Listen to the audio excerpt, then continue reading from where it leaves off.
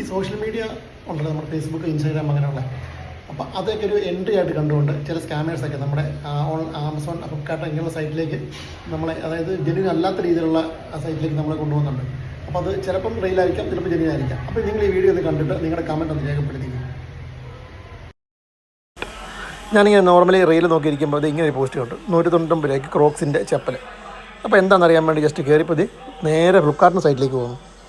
ഫ്ലിപ്കാർട്ട് തന്നെയാണ്, സ്പെല്ലിങ്ങും കറക്റ്റ്. അവിടെ ഇങ്ങനെ നമ്മുടെ സ്കെച്ചസിൻ്റെയും ക്രോക്സിൻ്റെയൊക്കെ കണ്ട് അതിൽ ഞാൻ അവിടെ കണ്ടെന്ന് സെലക്ട് ചെയ്തേ. നോക്കണം, ഇത് ഞാൻ വെരിഫൈ ചെയ്യാൻ വേണ്ടി ഫ്ലിപ്കാർട്ടിൻ്റെ സൈറ്റിൽ കയറി നോക്കി. ഫ്ലിപ്കാർട്ടിൻ്റെ സൈറ്റിൽ ഇങ്ങനെയുള്ള ഈ സെയിം മോഡലിന് കാര്യങ്ങൾ ഒരു ഓഫറും ഇല്ലെന്നുള്ളതാണ് ഏറ്റവും വാസ്തവപരമായ കാര്യം. അവിടെ ഞാൻ എന്തൊക്കെയോ, അതായത് പരസ്പര ബന്ധമില്ലാത്ത രീതിയിലുള്ള കാര്യങ്ങൾ, അതായത് സംസ്ഥാനവും ഫോൺ നമ്പരും എല്ലാം മാറ്റി മറിച്ചും എല്ലാം മൊത്തത്തിൽ അങ്ങോട്ട് ഇങ്ങോട്ടും കൊടുത്തേ. ഒരു കാരണവശാലും പിൻകോഡൊന്നും കറക്റ്റ് അല്ലെങ്കിൽ ഒറിജിനൽ സൈറ്റിൽ ഇതൊന്നും സേവ് ആകത്തില്ല. ഇപ്പോൾ സംഭവം എല്ലാം സേവ് ആയി. Contact info updated. അവിടെ നേരെ വന്നു ഡയറക്റ്റ് പേയ്മെൻറ്റ് ആ ഒരു ഓപ്ഷനിലേക്ക് നമ്മൾ കണ്ടിന്യൂ കൊടുക്കുമ്പോൾ നേരെ പോവുക. പേയ്മെൻറ്റ് ഓപ്ഷന് ഏറ്റവും വലിയ ഹൈലൈറ്റ് പോയിൻ്റ് എന്ന് പറഞ്ഞാൽ നമുക്ക് ക്യാഷ് ഓൺ ഡെലിവറി ഇല്ല ഫസ്റ്റ്. രണ്ടാമത് UPI ആപ്സ് മാത്രമേ ഉള്ളൂ. അതിനകത്ത് QR കോഡ് ഓപ്ഷൻ എടുത്തപ്പോഴത്തേക്കും QR കോഡ് വന്നിട്ടുണ്ട്. ഏതോ ഒരു QR കോഡാണ്. ഇതിലേക്ക് നമ്മൾ ക്യാഷ് ഈ 300 നിസ്സാരം തുകയേ ഉള്ളൂ. 389 നമ്മൾ അയച്ചു കൊടുക്കുന്നു. അത് ആ വഴിക്ക് എങ്ങോട്ട് പോകും നമുക്കറിയാൻ പറ്റത്തില്ല. അതുകൊണ്ട് ഇങ്ങനെയുള്ള സംഭവം കണ്ടു കഴിഞ്ഞാൽ അപ്പം തന്നെ സ്കിപ്പ് ചെയ്ത് വിട്ടേക്കാം കേട്ടോ.